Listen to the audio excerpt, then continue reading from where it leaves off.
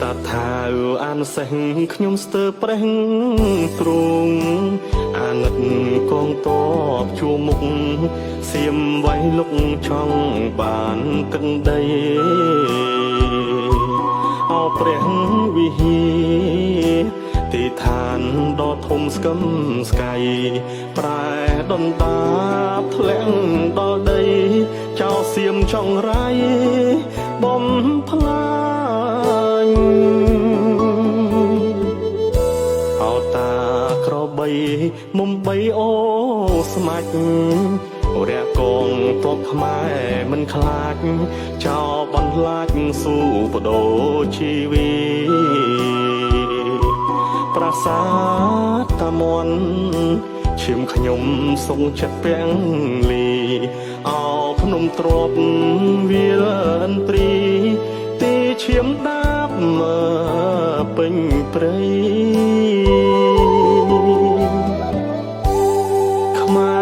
រអើយចងចាំតដល់កូនចៅសៀមចោចិត្តខ្លៅលួចប្លន់ទឹកដី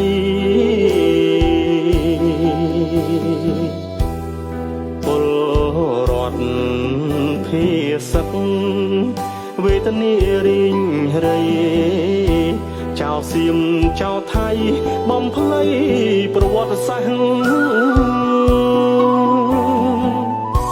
ទល់តែនខ្មែរសៀមយើងត្រៀមផ្ដាច់ញាយកដៃជូតទឹកនេត្រាក្រោករក្សាការពារទឹកដីចងចាំឲ្យច្បាស់ឈាមខ្មែរស្រោចលើធរណីការពារប្រជាជន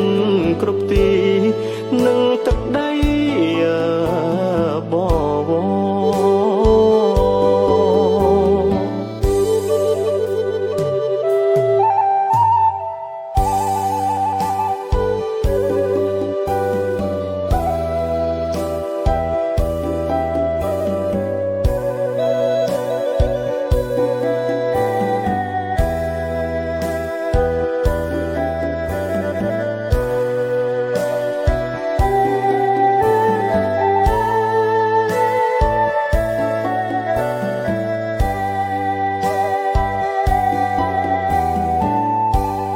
ខ្មែ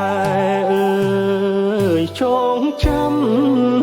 តដល់កូនចៅសៀមចោចិត្តខ្លៅលួចប្លន់ទឹកដី